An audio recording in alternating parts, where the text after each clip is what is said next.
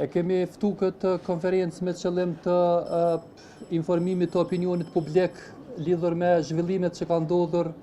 me rastin i njohur në media si rasti 5 vjeçar, apo me saktë me rastin e fëmijëve të komunës së Lipjanit, edhe e kemi vlerësuar rrugës që përmes jush të bëjmë një informim të drejtë dhe të duhur lidhur me trajtimin, menaxhimin dhe ofrimin e shërbimeve për fëmijën, gjithsesi fëmijët, dhe normalisht për të qartësuar hapat, përgjegjësitë dhe veprimet që i kemi ndërmarrë dhe do t'i ndërmarrim në VM në përputhje me rolin, mandatin, kompetencat dhe përgjegjësitë e ministrisë dhe të gjithsesi të komunës apo komunave apo me saktë qendrës për punë sociale. Ashtu siç e keni po edhe në prezentimet që kanë ndodhur në portale të ndryshme, edhe në postimin cilin e ka bërë Ministria e Punës, Familjes dhe Vlerave të Luftës Qërimtare, ku ka njoftuar opinionin e gjerësës në kuadër të kompetencave si ministri që kemi për zhvillimin e legjislacionit, standardeve, hartimin e programeve, mbikëqyrjen profesionale dhe inspektimin. Ne kemi marrë disa hapa, siç është mbikëqyrja profesionale, kemi kërkuar një raport kronologjik të hollësishëm lidhur me trajtimin, menaxhimin e rastit të fëmijëve nga qendra për punë sociale dhe normalisht në përputhje me këto kompetenca dhe përgjegjësi kemi autorizuar dhe njësinë inspektuese e cila është në kuadër të ministrisë në cilën ne bëjmë pjesë. Por ajo që është e rëndësishme të sqarojmë edhe për opinionin e gjerë publik është që çështja e trajtimit dhe menaxhimit të rastit është një çështje kompetencës ekskluzive e komunës, gjithsesi e komunave, për sa i përket ofrimit të shërbimeve sociale dhe familjare, e më saktë e qendrës për punë sociale, e cila është në kuadër të kompetencave të komunës, apo më saktë themi në kuadër të Republikës Kosovës, kemi 38 qendra për punë sociale, të cilat në secilin komunë ka nga një qendër për punë sociale, e cila menaxhohet në mënyrë të drejtpërdrejtë nga komunat, gjithsesi komunat. Për t'ju rikthyer edhe një herë çështjes në fjalë është që në momentin që si ministri jemi vënë në dieni dhe në përputhje me kompetencat, rolin, mandatin dhe autorizimet që na japin legjislacioni primar dhe sekondar, ne kemi ofruar pëlqimin për vendosjen e fëmijës, gjithsesi fëmijëve në strehim familjar, në familje që janë të vlerësuara dhe të aprovuara që ofrojnë shërbime për fëmijët pa kujdes prindror dhe normalisht dhe autorizimin për njësinë inspektuese, e cila në bazë të autorizimeve që jep ligji i shërbimeve sociale dhe familjare ka filluar procesin e vlerësimit të rrethona mbi përmbushjen e detyrime për sa i përket çështjeve të menaxhimit të rastit në fjalë. Nuk do doja që të lëshohem në informacione që janë të tipit të hamendësimeve, sepse kjo do të krijonte dilema edhe për opinionin publik. Ne po presëm dhe raportin kronologjik dhe normalisht do të presëm dhe një raport preliminar nga inspektimi lidhur me çështjet e trajtimit të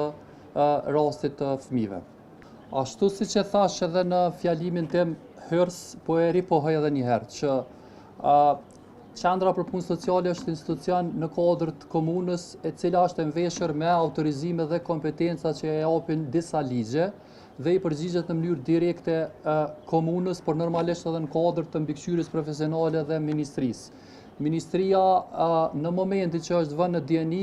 ka ndërmarrë këto veprime për të cilat veç ju informova, do të ka ofruar pëlqimin për vendosjen e fëmijëve dhe ka autorizuar inspektimin. Nuk mund të jap informacione të tjera pa e pasur raportin kronologjik lidhur me dinamikat në menaxhimin e rastit dhe për veprimet që janë kryer në procesin e menaxhimit të rastit. Ne po presim dhe raportin kronologjik të mbikëqyrjes profesionale dhe po presim raportin preliminar të inspektimit për të identifikuar se cilat veprime janë ndërmarrë dhe cilat ato veprime që është dashur ndërmarrë nuk janë ndërmarrë dhe pastaj po besoj që do të kemi mundësi që të informojmë opinionin e gjerë publik lidhur me veprimet dhe mos veprimet për sa i përket trajtimit të rastit nga qendra për punë sociale, në veçanti për rastin specifik për cilin sot veç ju kemi ftuar dhe kemi po me interes që ta njoftojmë opinionin e gjerë publik, në mënyrë që të mos kemi kësi lloj shqetësime, dilema për sa i përket reagimeve për mbrojtjen institucionale të fëmijëve. Ajo që mund të them në këtë fazë është që fëmijët janë vendosur në një vend sigurt dhe janë duke marrë për kujdesin institucional në përputhje me përgjegjësitë e të gjitha mekanizmave që kanë përgjegjësi në kryerjen e detyrave dhe obligimeve zyrtare. Ministria për Punë, Familje dhe Vlera të Luftës Çlirimtare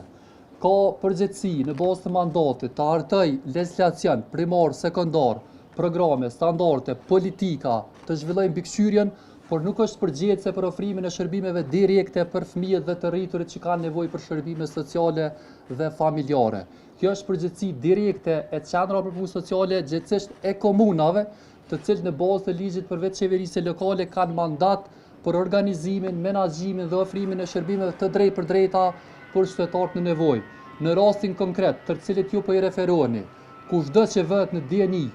për çështje brengose, për fëmijët, për të rriturit, për persona që janë në nevojë,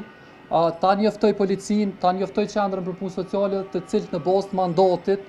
si organi kujdesarisë i qendrës për punë sociale, jemi të bindur që do të reagojnë, sepse kështu kanë reaguar edhe në të kaluarën dhe do të përkujdesen për trajtimin dhe ofrimin e shërbimeve në përputhje me kompetencat që japin autorizimet publike, legjislacioni dhe në përputhje me nevojat individuale, qoftë të fëmijëve, qoftë të rritëve, qoftë familjeve në nevojë. Shikoni, për të mos dhënë informacione të pasakta, të cilat mund të krijojnë konfuzitet te opinioni publik, ne po presëm raportin e mbikëqyrjes profesionale, po presëm raportin preliminar të inspektimit dhe pastaj në përputhje me këto gjetje do të përkujdesemi që përmes instrumenteve të informimit të ministrisë ta informojmë opinionin e gjetë me të gjetrat që jemi duke i kryer këto veprime. Asnjë informacion tjetër për sa i përket çështjeve konfidenciale që lidhen me familjen, me fëmijën, vlerësojmë që nuk janë në interesin e publikut në këtë fazë dhe kërkoj dhe los me mirësi që të gjitha mediat në fazat raportimit të ruajnë identitetin e fëmijëve, të ruajnë privatësinë e fëmijëve, të ruajnë privatësinë e familjes në mënyrë që të presëm që institucionet që kanë mandat të kryejnë punën e vetë në përputhje me autorizimet publike në bazë të ligjit që i kanë. E thash edhe më herët që në momentin që jemi vënë DNI, ne kemi dhënë pëlqimet për vendosje në një vend sigurt në familje strehuese, fëmijët janë në mbikëqyrjen e institucioneve përgjegjëse dhe është duke u vepruar që të gjitha nevojat, shërbimet të kryen në përputhje me nevojat individuale të fëmijëve. Kaq mund t'jap në këtë fazë për çështjet që janë më sensitive për fëmijët.